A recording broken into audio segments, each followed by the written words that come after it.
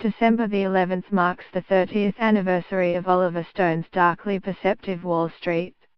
The film exemplified the 80s yuppie era during Ronald Reagan's conservative presidency, a time when a celebrity suddenly became president and greed was good. Wall Street's now infamous character, Gordon Gekko, became a household name with his mantra. The 80s was synonymous with this greed ethos. Tom Wolfe's Bonfire of the Vanities, published the same year the film was released, also explored themes of excess and ego. Gekko seems an oddly prescient figure when thinking about Donald Trump, who in November boasted about America having its highest stock market in history. And while it was of its time, Wall Street also seems to have predicted the era in which we live, one defined by greater inequality and the normalization of corporate greed. Wall Street was released just 2 months after the Black Monday stock market crash of 1987. A week after the film came out, Ivan Boesky, the inspiration for Gekko, was sentenced to 3 years in prison for securities fraud. The film follows ambitious junior stockbroker Bud Fox, Charlie Sheen, who aspires to be like Gekko, whom he idolizes. But as Gekko becomes more unscrupulous and deceptive, Bud becomes disillusioned with the industry and turns on his former mentor, who ends up in jail for insider trading.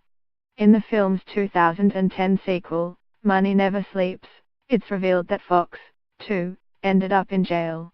But while Gekko's downfall was unambiguous in its message about the toxic culture of Wall Street, the film had the opposite effect, inspiring a new generation of stockbrokers.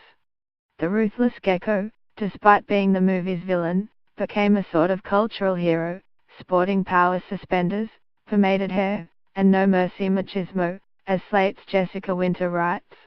And his message of greed is good seems to have only intensified.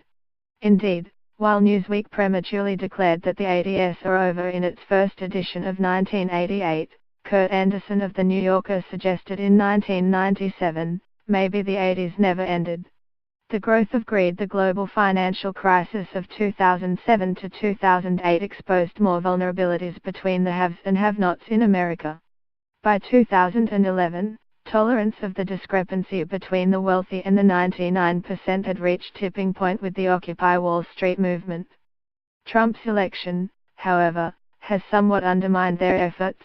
The uber-wealthy Trump, Micah White argues, is not what millions of occupiers were dreaming of when we took to the streets against the moneyed corruption of our democracy. While greed may have been good in 1987, it has reached toxic levels in 2017. Indeed, journalist Richard Eskow has stated. In November, the leaked Paradise Papers revealed the extent to which the world's elite avoid paying tax. Like the Panama Papers before them, the Paradise Papers illustrate the very wealthy's systemic level of greed. Bono, the Queen, Nicole Kidman and Trump's Secretary of Commerce, the billionaire Wilbur Ross, are among many at the center of the scandal. Greed still dictates.